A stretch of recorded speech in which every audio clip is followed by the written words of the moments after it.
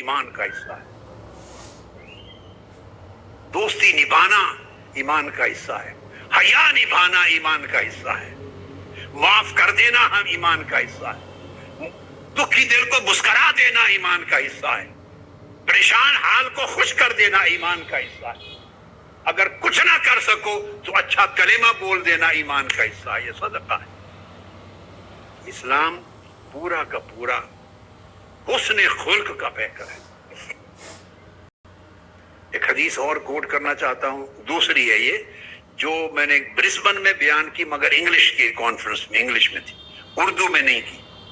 تو جس میں اس کو اردو خلاصہ بیان کر دوں, کیونکہ وہ حدیث اور واقعہ ہمیشہ one of the most favorite events of Holy Prophet's life. I always love that. میں مزہ لیتا ہوں جب غزوہ حنین سے پلٹ, when he was coming back from Hunain, I don't want to repeat in English, I already had said and uttered all these things in English in Brisbane conference. واپس آ رہے تھے آقا علیہ السلام from غزوہ حنین, he was coming back. وہاں قیدی تھے قبائل بنو سعد کے اور حنین کے طبقات کے, ہزاروں لوگ. آقا علیہ السلام آئے تو ایک خاتون آقا علیہ السلام کی بارگاہ میں پیش کی گئی. یا رسول اللہ, یہ عورت کہتی ہے میں حضرت محمد کی رضائی بہن ہوں صلی اللہ علیہ وسلم. فرمایا لاؤ, میری بہن کہاں سے آ گئی؟ جب آگے پیش ہوئی تو پوچھا کون ہو؟ اس نے کہا نا شیمہ بنت حلیمہ السعدیہ, میں شیمہ ہوں. آقا علیہ السلام حیران ہو کے دیکھنے لگے. اب وہ بچپن گزرا تھا, پیدائش کے بعد پہلے 5 سال گزرے تھے, اور اب فتح مکہ کے بعد غزوہ حنین ہے. اب آقا علیہ السلام کی عمر مبارک اس وقت آلموسٹ 60 برس ہو چکی ہے, 61 برس.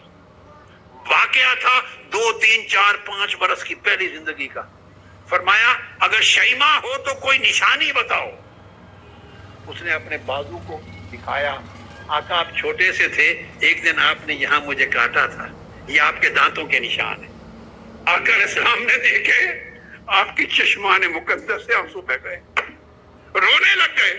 فرمایا شیمہ مجھے یاد ہے میں نے کاٹا تھا, سچی ہو, بیٹھ جاؤ. اپنی چادر اتار دی اور اپنی چادر پہ بٹھایا.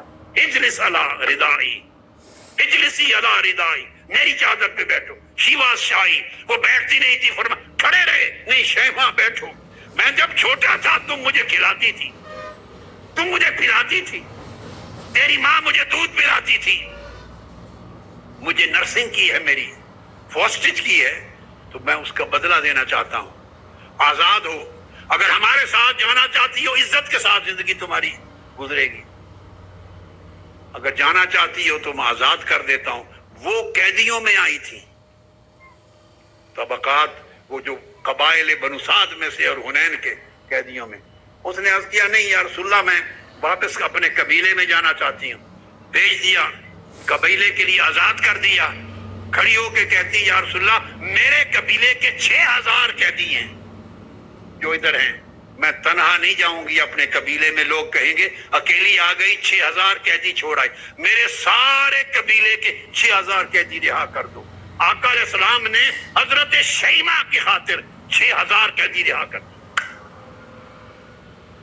اندازہ کریں یہ کرم, یہ سخاوت, یہ انعام اور احسان کون تصور کر سکتا ہے اتنے بڑے کردار کا. حضور علیہ الصلوۃ والسلام نے